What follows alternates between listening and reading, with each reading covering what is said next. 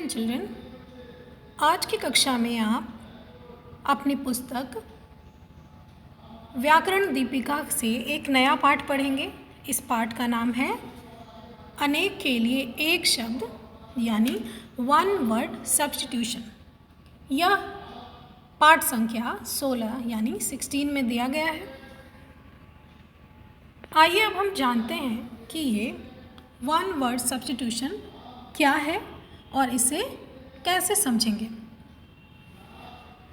पुस्तक में कई चित्र दिए गए हैं। सबसे पहले एक पुजारी का चित्र दिखाया गया है और दूसरी तरफ एक खेती करने वाले किसान का, है ना। चलिए, यहाँ पर लिखा हुआ है कि मंदिर में पूजा करता है, उसको शॉर्ट में क्या लिखा गया है? पुजारी। यानी पुजारी एक ऐसा वर्ड है जिसे समझाने के लिए किसी को आप क्या बताएंगे कि पुजारी वह है जो मंदिर में पूजा करता है, या फिर आप कहेंगे कि जो मंदिर में पूजा करता है उसे कहते हैं पुजारी। ठीक है। और जो चर्च में रहते हैं, जो चर्च में प्रेयर्स कराते हैं, हेल्प करते हैं, सबकी प्रॉब्लम्स का सॉल्यूशन देते हैं, उनको क्या कहते हैं? फादर। ठीक है। तो देखिए, यहाँ पर एक और वाक्य दिया गया है, जो खेती करता है। तो खेती करने वाले को क्या कहते हैं? किसान कहते हैं। खेती करने वाला किसान कहलाता है। और किसान कौन होता है? जो खेती करता है।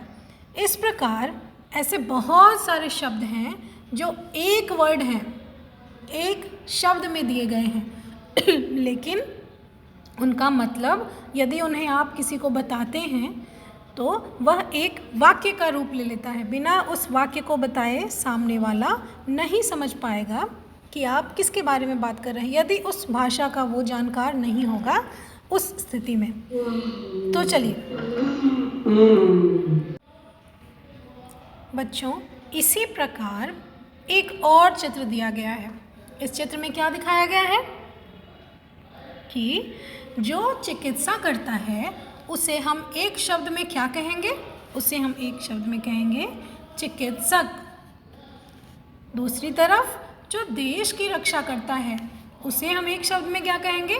सैनिक। तो आइए अब हम इस पाठ को पुनः समझना आरंभ करते हैं। ऊपर के उदाहरणों में अनेक शब्दों के स्थान पर एक शब्द का प्रयोग किया गया है। ऐसा करने से भाषा सरल व स्पष्ट होती है। अपनी बात को कम शब्दों में कहना अच्छा होता है।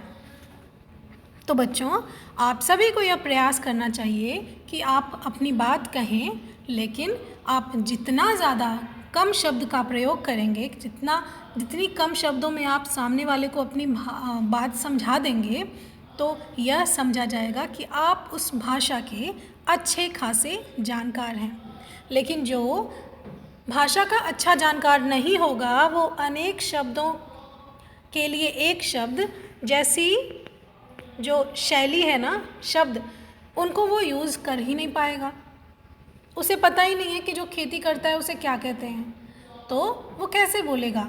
लेकिन जब हम किसी वाक्य में किसी से बात करते हैं और हम कहते हैं कि हमारा देश भारत गांव का देश है और इस देश में बहुत सारे खेती करने वाले हैं, ठीक है।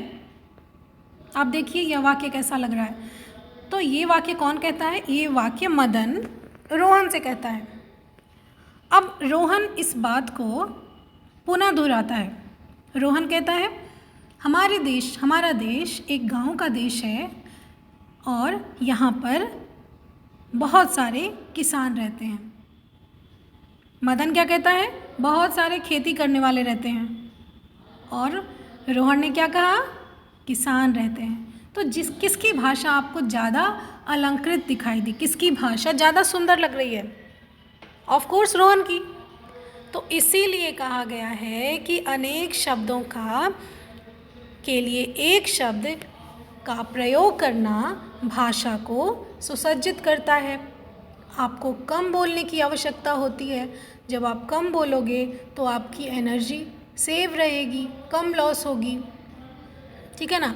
और आप अपनी उस एनर्जी को किसी और काम के लिए लगा पाओगे, है ना, उस भाषा को और ज़्यादा सीखने में लगा पाओगे। तो चलिए हम इस पाठ में दिए गई तालिका के अनुसार इन सभी शब्दों को एक बार दोहराते हैं, ठीक है। तो सबसे पहला शब्द है जो मिट्टी से बर्तन बनाता है, उसे हम क्या कहते हैं? कुम्हार। जो देश की रक्षा करता है, सैनिक। जो मिट्टी से बर्तन बनाता है, कुम्हार। जो विद्यालय में पढ़ाता है, अध्यापक या अध्यापिका। जिसके पास धन ना हो, निर्धन। जिसके पास बहुत सारा धन हो, धनी। जो गाना गाता हो, गायक। जिसमें कम बल हो, निर्बल। इसी प्रकार जिसमें अधिक बल हो, बलशाली। जो दिन में एक बार हो, दैनिक। तो बेटा जो दिन में एक बार हो वो दैनिक होता है। दिन से दैनिक शब्द बनाए, ठीक है बच्चों। और जो सप्ताह में एक बार हो उसे कहेंगे आप साप्ताहिक। जो मांस खाता हो, मांसाहारी। जो सोने के आभूषण बनाता हो, आभूषण बनाता हो यानी ज्वेलरीज बनाता हो, उसको कहेंगे सुनार। जो वस्तु अपने देश की हो, स्वदेशी। उसमें देश में, देशी में स्व लगा के स्वदेशी बनाया गया। जो शाक खाता है, शाकाहारी। जो कविता लिखता है, कवि। इसके बाद जो साथ पढ़ने वाला हो, सहपाठी। जैसे आप सभी एक दूसरे के सहपाठी हैं। जो आसानी से मिले, सुलभ। जो मुश्किल से मिले, वो दिया नहीं गया है यहाँ पर, लेकिन जो कठिनाई से मिले उसे दुर्लभ कहते हैं। जो काम से जी चुराता है, कामचोर। जो किसी से ना डरे, निडर। और जो मूर्ति बनाता हो, मूर्तिकार। सलोनी वाली स्टोरी सभी ने पढ़ी है ना।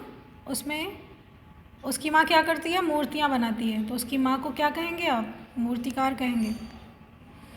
कहाँ भोजन बनता हो, जहाँ भोजन बनता हो, रसोई घर। जो मेहनत करता है, मेहनती। जो चित्र बनाता है, चित्रकार। और जो कठिनता से मिले, दुर्लभ। ये मैंने आपको पहले ही बता दिया। चलिए बच्चों, इसके बाद आती है अभ्यास कार्य की बारी, ठीक है। तो इस पाठ में छोटा सा अभ्यास कार्य दिया गया है, उसे आप करेंगे। चलिए सबसे पहले क्या लिखेंगे?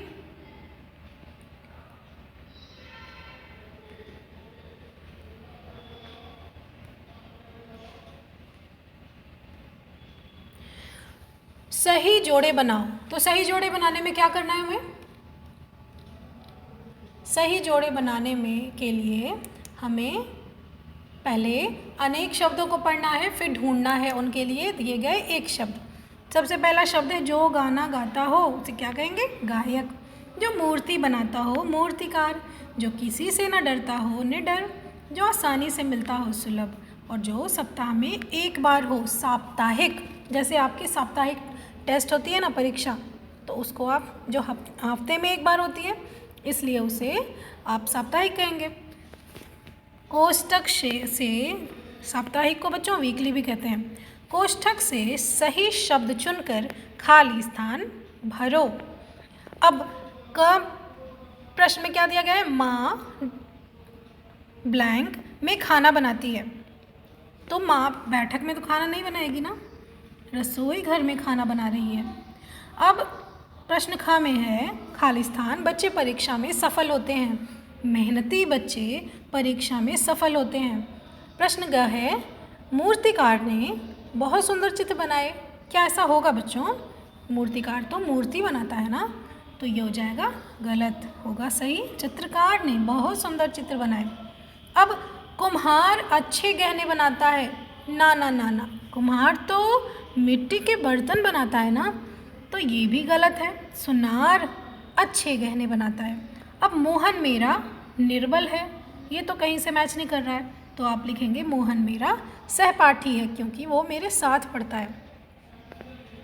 अब अंतिम प्रश्न है, रंगीन छपे शब्दों के लिए एक शब्द लिखो। माधव शाक खाता है। शाक खाने वाले को क्या कहते हैं बच्चों? शाकाहारी। ठीक है, शाक खाने वाले को कहते हैं शाकाहारी। इसके बाद देश की रक्षा करने वाले किसी से नहीं डरते। देश की रक्षा कौन करते हैं? सैनिक। उसके बाद घर की दिन में एक बार सफाई आवश्यक है, तो घर की दैनिक सफाई, दिन में एक बार यानी